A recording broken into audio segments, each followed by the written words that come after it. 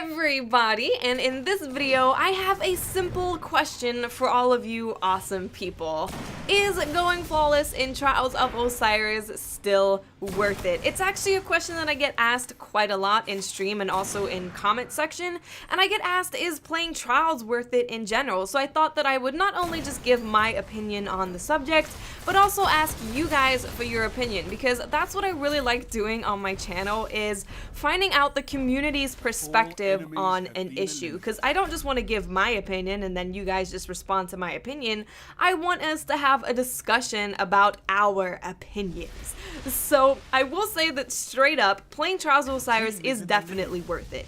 Because for me personally, it is the best PvP experience in Destiny. I think it's the best PvP experience that you can get. When I have to go back to 6v6 after the weekend of playing Trials, I'm just like, oh, why? And I don't want to play 3v3 because I'll just be going in there by myself, and then if you go in there with a full team, it just gets boring because you stomp everybody.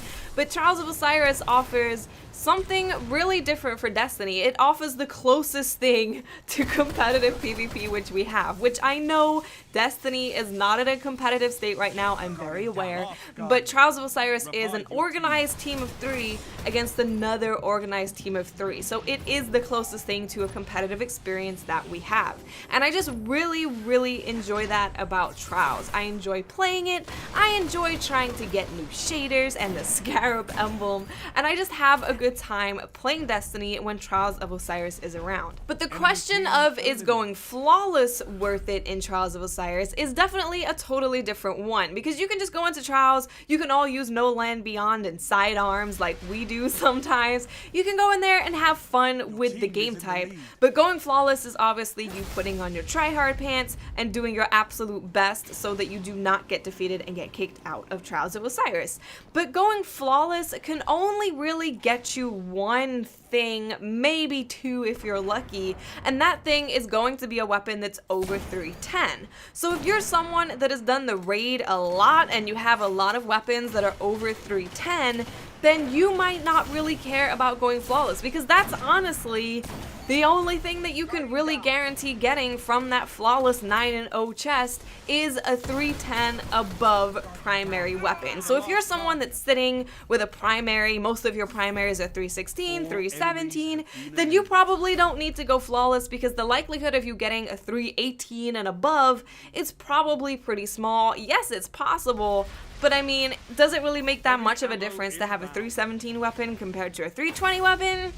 Maybe not. You might also be able to get some 310 exotics, but again, if you played the hard mode raid a lot or you just PvE a lot in general, you probably don't need those either. So I would honestly say that if you are someone that struggles to go 9-0 to get flawless, it's probably not really worth it anyway. I've definitely got to the point, and I know a lot of people that I play with have gotten to the point, where they don't feel like it's necessary for us to go to the lighthouse. It's definitely nice, and I want to go flawless. Like, I'm gonna go flawless every week on all of my characters. It's gonna happen, but it's not something that I would stress about. If I was going against like the best players in the world and I couldn't get there, I wouldn't stress about it, because most of the weapons that I use for my primary are at least 317 at this point in the Taken King's lifespan. So I am actually more excited to open my gold packages, because I could get some more better,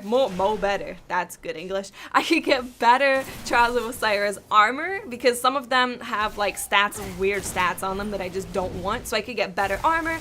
I can get the ghost shell, which I still don't have, and I really want that ghost shell. I can get artifacts that have better stats for builds that I want to use on my characters. I can get shaders just from playing the game. I can get the Scarab emblem from just playing the game, and I'm definitely looking more forward to those things than going to the lighthouse and getting a weapon that could potentially be 320. So I think it's pretty safe to say that I would say, if you are someone who struggles to go 9-0, that it is not worth you stressing out about going flawless, because it's really not that that big of a deal. I mean, if you've never gone flawless in year 2, maybe you want the emblem, and I totally get that.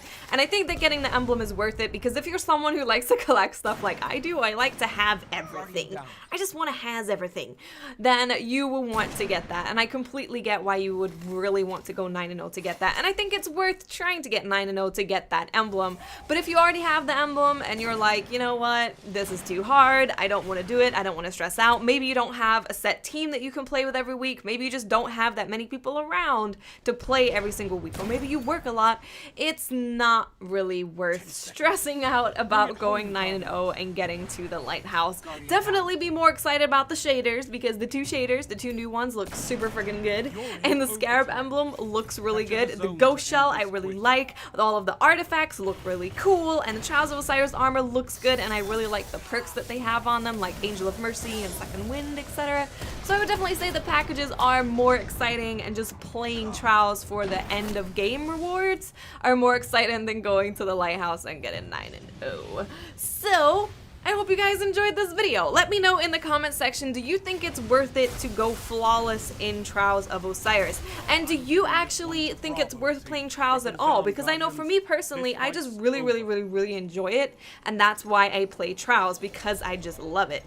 But for you guys out there who maybe don't love it so much, do you even think that it's worth playing it? Do you find that the rewards that you can get from playing Trials and either going 9-0 or the gold package, the silver package, or the end of game rewards, do you think that it is worth it to play Trials to get those things?